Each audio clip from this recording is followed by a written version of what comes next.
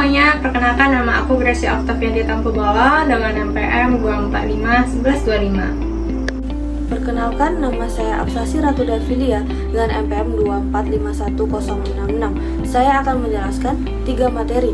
Yang pertama, mengenai para pihak atau subjek sengketa. Yang kedua, mengenai objek sengketa akuo. Dan yang ketiga, mengenai petitum penggugat. Perkenalkan, nama saya Aine Fatiatur Rahma, NPM 2451082. Perkenalkan, nama saya Brika Karafi dengan NPM 2451088. Baik, di sini saya akan menjelaskan tentang apakah objek sengketa tersebut merupakan keputusan tata usaha negara atau tindakan faktual beserta dasar hukumnya. Putusan Mahkamah Agung nomor 6122-PJK-PJK-2024, para pihak yang terlibat dalam sengketa pajak pada tingkat peninjauan kembali ini adalah Direktur Jenderal sebagai pemohon peninjauan kembali yang berkedudukan di Jalan Jenderal Gatot Subroto nomor 40 sampai 42, Jakarta 12190, diwakili oleh kuasa hukum Caturini Widosari selaku Direktur Keberatan dan Banding Direktorat Jenderal Pajak. Berdasarkan surat kuasa khusus nomor SKU strip 1940-PJ-2014 tanggal 4 Agustus 2024. Sebagai pihak lawan adalah PT Bina Duta Laksana selaku termohon peninjauan kembali yang beralamat di Jalan Teguh Umar nomor 51, Pesisir, Pekanbaru, Riau, dengan alamat korespondensi Plaza B11 Menara 2 lantai 16 Jalan MH Tamrin Kafling 51 Jakarta, yang diwakili oleh Stefanus Najoan selaku Direktur Utama.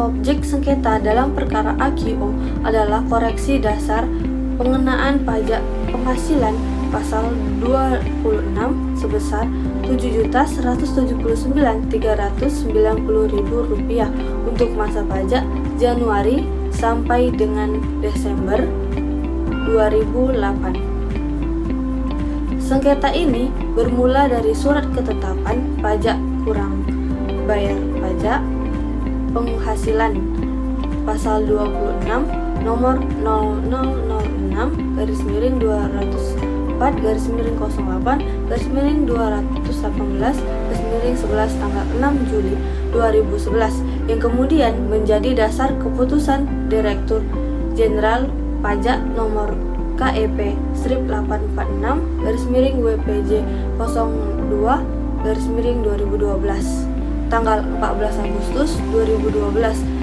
tentang keberatan atas SKPKB tersebut. Pokok permasalahan yang diselenggarakan adalah tindakan PT Bina Duta Laksana yang tidak memotong PPh pasal 26 atas pembayaran bunga kepada Dupor Finansi BV suatu badan hukum yang berdomisili di Belanda. Yang pertama, keputusan tata usaha negara atau yang disebut KATUN. Menurut pasal 1 angka 9 Undang-Undang Nomor 5 Tahun 1986 tentang Pengadilan Tata Usaha Negara, yaitu keputusan tata usaha negara adalah suatu penetapan tertulis yang dikeluarkan oleh badan atau pejabat tata usaha negara yang berisi tindakan hukum tata usaha negara berdasarkan peraturan perundang-undangan yang berlaku dan bersifat konkret, individual, dan final, serta menimbulkan akibat hukum bagi seorang atau badan hukum perdata. Ciri-ciri keputusan tata usaha negara itu berbentuk tertulis, dikeluarkan oleh pejabat administrasi negara, berdasarkan kewenangan hukum, bersifat konkret, bersifat individual, bersifat final, dan menimbulkan akibat hukum. Contoh dari KATUN adalah SK pemberhentian pegawai, izin usaha, serta surat penolakan permohonan IMB. Berdasarkan isi putusan Mahkamah Agung nomor 6122 BPK PJK 2024, berikut adalah kronologi sengketa dan posita yang dapat dirangkum secara sistematik. Kronologis sengketa.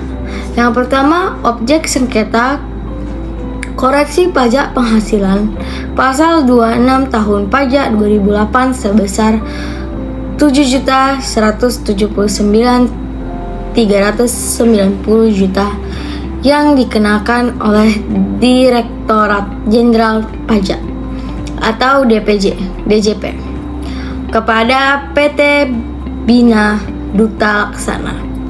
Yang kedua, sengketa banding. PT Bina Duta Laksana mengajukan banding ke Pengadilan Pajak dengan dalil bahwa berdasarkan Perjanjian Penghindaran Pajak Beganda Indonesia Belanda, pemotongan PPh tidak diperlukan karena pihak penerima bunga adalah residen pajak Belanda atau dibuktikan dengan Declaration of Residence.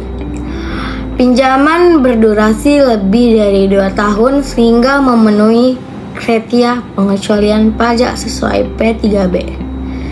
Putusan Mahkamah Agung 18 Desember 2024 menolak permohonan PK DJP mengatakan bahwa pengadilan pajak telah benar menerapkan ketentuan P3B dan tidak terdapat keliruan hukum. Yang kedua ada posita.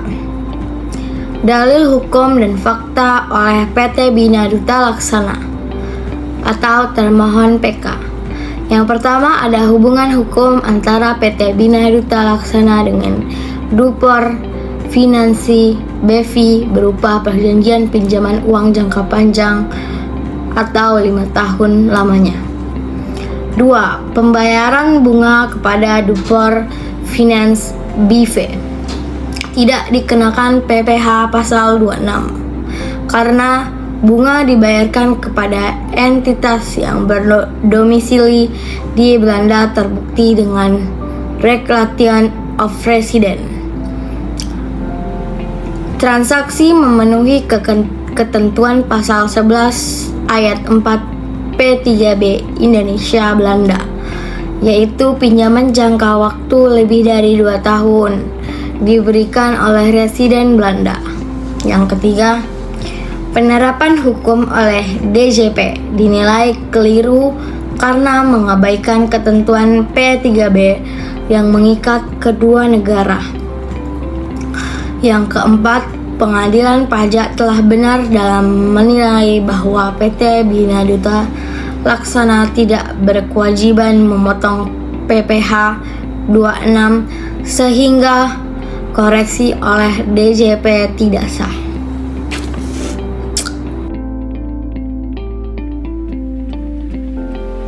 Yang kedua yaitu tindakan faktual atau tindakan administrasi negara.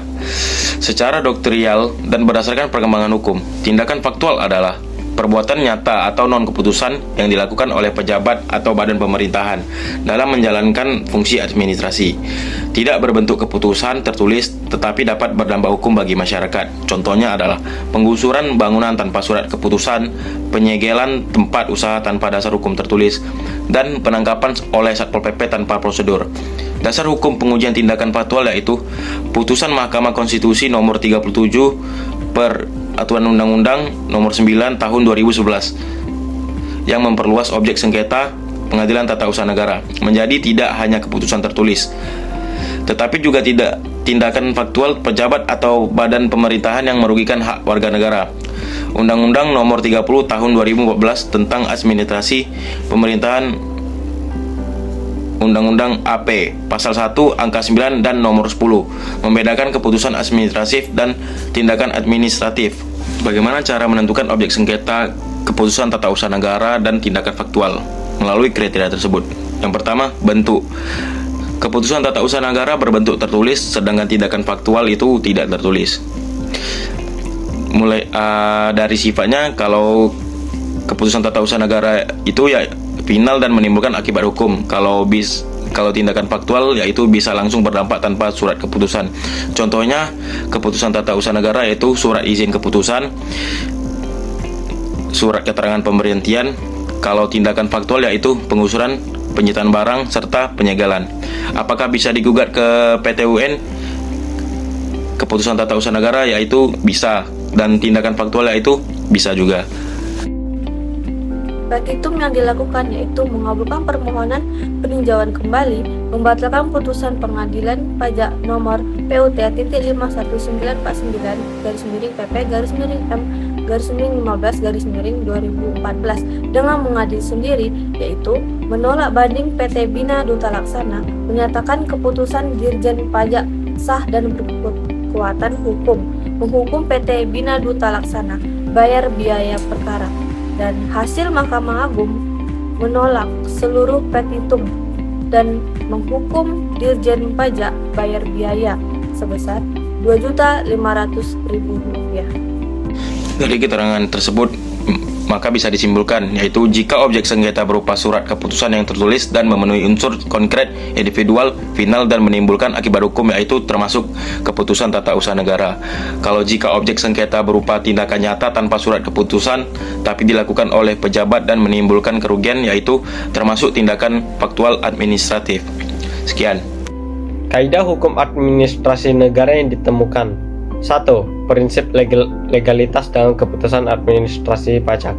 Pemeriksaan dan penerbitan surat ketetapan pajak oleh otoritas pajak harus didasarkan pada ketentuan peraturan perundang-undangan yang berlaku, termasuk ketentuan perjanjian penghindaran pajak berganda antara Indonesia dengan negara lain. 2. Pembuktian dalam sengketa administratif. Pemohon banding dapat membuktikan bahwa ia telah melaksanakan kewajiban perpajakan secara benar dengan menyerahkan Declaration of Residence dan bukti pemenuhan pasal 11 ayat 4 P3B Indonesia Belanda. 3. Kekuatan mengikat perjanjian internasional. Majelis Hakim mempertimbangkan ketentuan P3B sebagai norma hukum yang harus dihormati dalam praktik administrasi negara, sehingga pelaksanaan pemotongan PPh pasal 26 harus sesuai dengan ketentuan P3B jika subjek pajak merupakan residen dari negara mitra penjanjian. 4. Asas perlindungan terhadap warga dalam proses administrasi. Dalam hal tidak terbuktinya pelanggaran terhadap kewajiban pajak, maka Mahkamah melindungi hak wajib pajak dari kewajiban membayar pajak yang tidak sesuai hukum, termasuk sanksi administrasi. 5. Asas finalitas putusan pengadilan administrasi. Putusan yang pengadilan pajak yang telah final dan memiliki pertimbangan yuridis yang sahih tidak dapat dibatalkan hanya karena perbedaan penafsiran administratif, kecuali ada keliruan nyata yang terbukti.